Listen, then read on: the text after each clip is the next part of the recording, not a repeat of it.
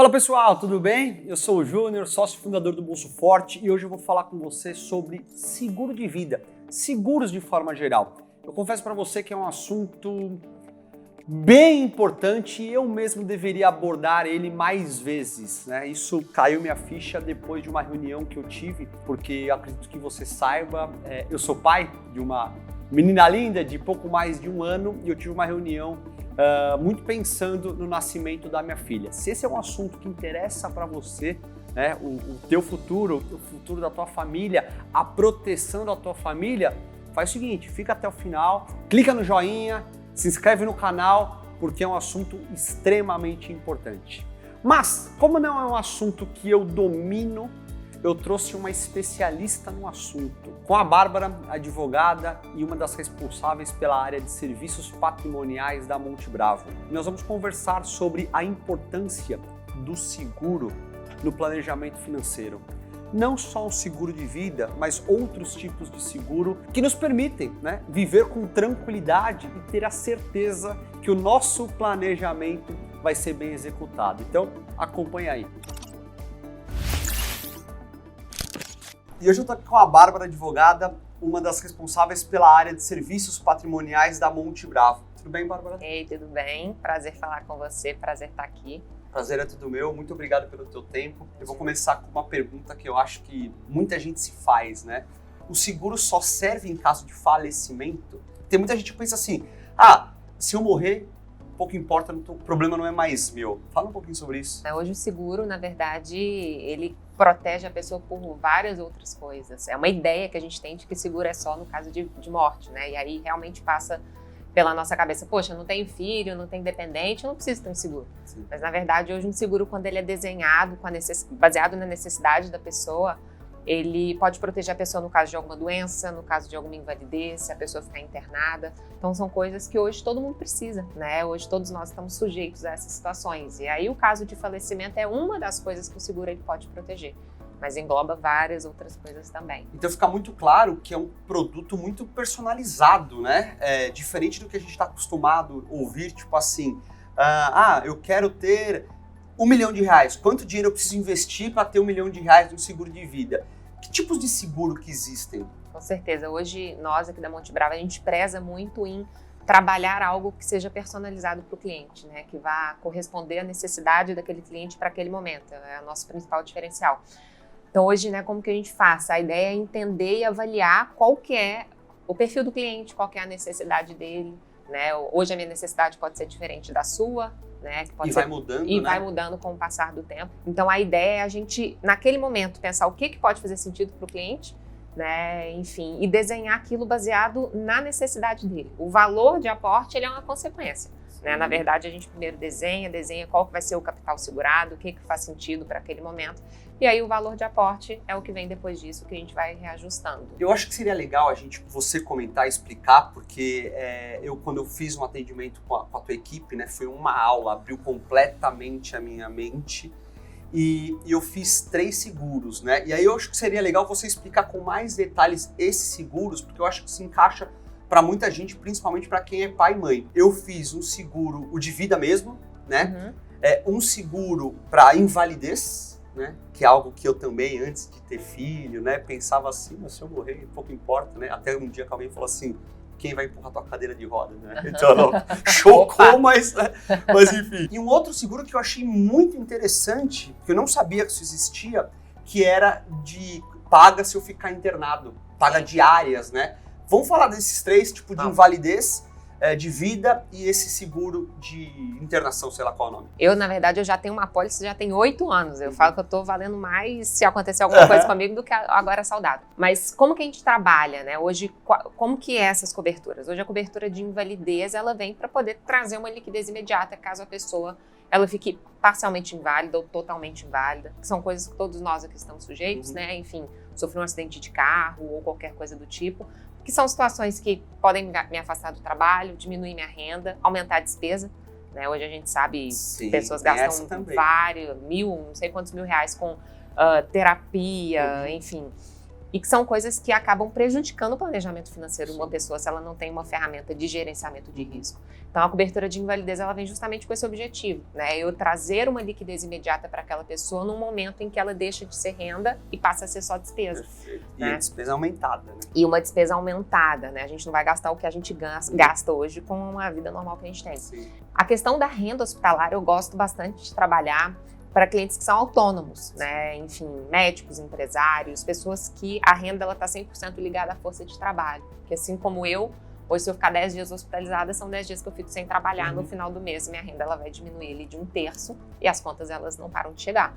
Né? Então a renda hospitalar ela vem justamente para poder ser o seu lucro cessante, para que ali no final daquele mês, mesmo que você tenha ficado hospitalizado por alguma razão, que a minha renda ela se mantenha, né? Isso faz diferença se a gente parar para olhar. E a parte de morte, né? Morte natural, morte acidental, hoje não são todas as pessoas que sabem, a gente tem custos muito altos como a sucessão, né? Hoje quando uma pessoa ela falece, hoje tem imposto que a gente paga, né? Que varia ali, pode chegar até 8% do patrimônio da pessoa. Tem advogados. E quantos são os casos, né? Quantas famílias a gente vê que se vem diante de uma situação em que precisa de uma liquidez imediata, fica tudo travado. E aí você pega até famílias com dinheiro, né? Exatamente, até porque quanto maior o patrimônio, maior são os custos.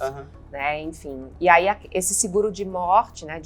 No caso de um falecimento, ele vem não só para trazer uma liquidez a mais para que a família possa acessar aquele patrimônio, pagar as custas, ou até mesmo, hoje, um processo de inventário, ele pode, se ele for judicial, ele pode demorar 2 anos, 3 anos. Às vezes, aquela pessoa, ela pode ter dificuldade até na manutenção do padrão de vida dela, da família dela. Por exemplo, falecimento de um pilar financeiro. Qual que é o impacto que aquilo ali pode trazer para a família, não só na parte de custo sucessório, mas para que aquela pessoa possa se manter até que as coisas se resolvam. Sim. Então, ele vem justamente com isso, né? É tudo muito bem desenhado ali, enfim, faz bastante sentido quando a gente para olhar. Uma das formas que mudou meu pensamento, né, como assessor de investimentos por muitos anos, eu sempre foquei, vou juntar dinheiro porque lá na frente vai ter um dinheirão e vou deixar minha família tranquila. Tá, mas e se acontecer alguma coisa, né? E aí eu não tinha parado para pensar que dá para você resolver essa situação com uma estrutura de seguros, tipo assim, ó, se acontecer alguma coisa, eu já tenho mais ou menos onde eu quero chegar. Exato. Se não acontecer nada, ótimo, porque eu vou chegar lá muito provavelmente. Sim. Então é uma tranquilidade, né? Até acalma um pouco o coração, né? Com certeza. Eu falo que hoje, né, a grande maioria de perfis de clientes que eu trabalho são clientes mais ou menos com o nosso perfil, que são clientes novos que ainda estão na fase de construção de patrimônio. E eu costumo dizer que é o cliente que mais me preocupa. Por quê? Porque a gente vem muito focado em crescimento de patrimônio, Sim. eu quero rentabilizar, e a gente não pensa que pode acontecer alguma coisa com a gente. É claro que em algum momento da nossa vida a gente já não vai ter mais a mesma força de trabalho que hoje a gente tem, que é quando a gente já está na nossa terceira idade.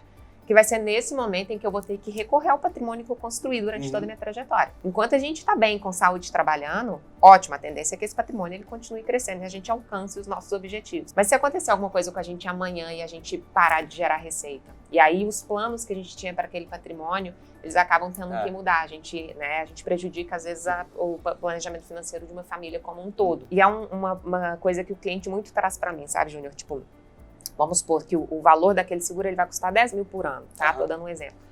Poxa, eu prefiro pegar esses 10 mil e aplicar em algum outro investimento que vai me rentabilizar muito mais. Só que hoje, qualquer outro investimento, inclusive a Previdência, eu falo que é um cofrinho vazio. Então, hoje, se eu pegar esses 10 mil e colocar num investimento que vai me rentabilizar super ali no final do ano, amanhã, se acontecer alguma coisa comigo, eu tenho os mesmos 10 mil. Sim. Ao passo que com esses 10 mil, às vezes eu trago uma alavancagem de 200, 300 mil para o meu cliente no D0. Então eu estou colocando 10 mil e já tenho um cofre cheio. Se acontecer alguma coisa comigo amanhã, eu já tenho esses 300 mil, entendeu? Então esse é o gerenciamento de risco que a gente fala. Ele faz talvez mais sentido ainda para a pessoa que está construindo o patrimônio do que para uma pessoa que já tem um patrimônio consolidado. É claro que essa pessoa que ela tem um patrimônio consolidado, a gente vai pensar em outras coisas, às vezes numa sucessão, como que a família vai acessar aquele patrimônio.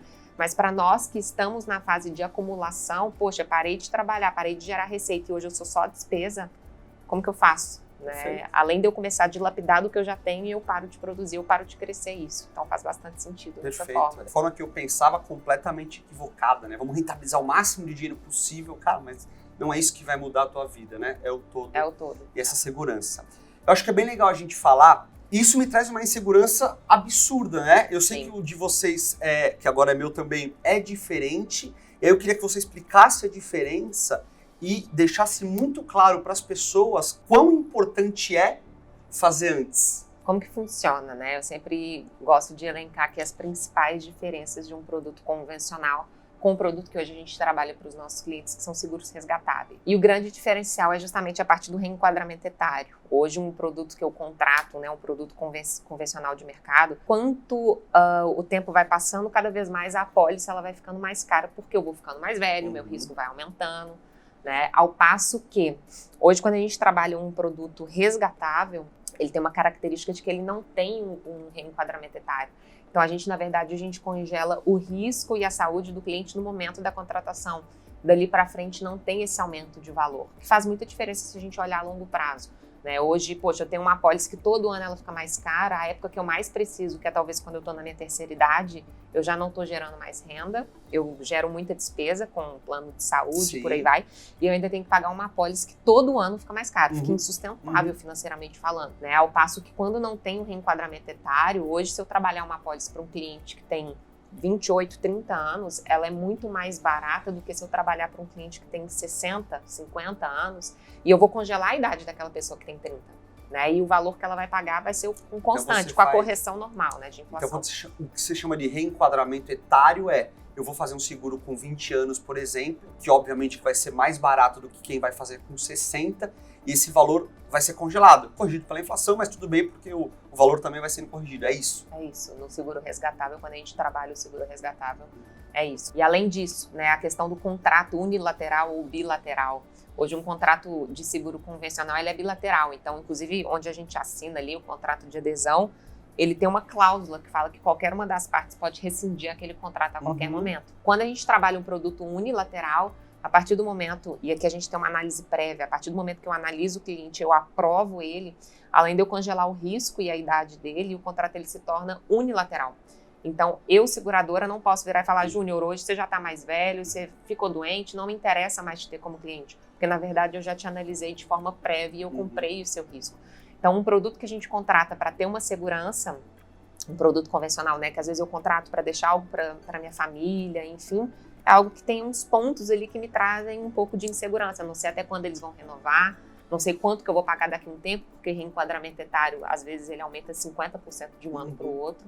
Né? Então, acaba sendo um produto com algumas características de insegurança, né? Que me trazem insegurança. Que não é pra ter, né? Eu já tive um casos na seguro, família, né? Que né, um tio meu faleceu, aí ficou naquela de você vai receber, não vai receber, cara. Não é hora de ficar com essa dúvida, né? Exatamente. Já tive um cliente que pagou 30 anos no seguro de vida e quando ele tinha 75 anos, o banco simplesmente não renovou mais com ele. E aí é um cara que já tinha tido alguns problemas de saúde, com 75 anos e com a saúde que ele tinha, ele já não poderia mais contratar nenhum outro seguro. Então, ele acabou saindo com uma mão na frente e outra atrás. É muito triste isso. Além da idade, né? Quando você tá mais novo, teoricamente, você tá com menos problema de saúde, né? E aí, foi o pessoal em casa, fez exame, uma bateria de perguntas. E aí, se você mostra que você tá saudável, tem um baita desconto também. Com certeza. Tem alguns produtos que nos dão um desconto, né? Quando a gente tem saúde.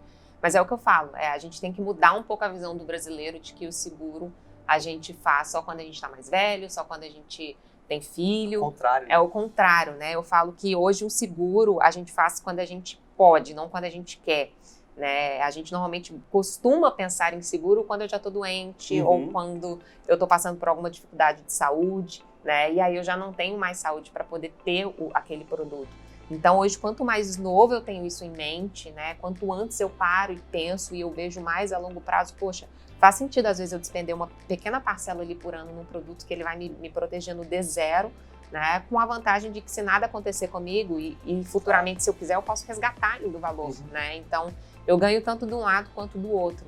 Por isso que eu falo que hoje o seguro, quanto antes a gente faz, melhor, tanto por idade quanto por saúde, né? Quanto para nos proteger. Hoje são situações que todos nós aqui estamos sujeitos, não tem idade para poder acontecer, acho que principalmente nesse momento de pandemia. Ficou muito claro. Ficou muito claro para a gente que hoje a gente está aqui bem com saúde, amanhã a gente pode não estar. Quando a gente contrata isso, é algo que a gente está agregando valor e, inclusive, proteção para o nosso planejamento financeiro.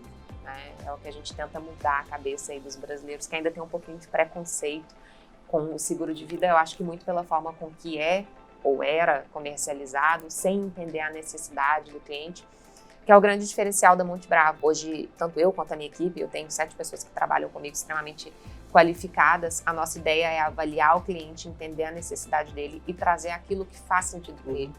Quando eu sento na frente de um profissional especializado nisso e ele me traz algo baseado na minha necessidade, na minha idade, no patrimônio financeiro, da minha capacidade de pagamento, aquilo acaba fazendo muito sentido para a pessoa e não tem o porquê não ter aquilo. Né?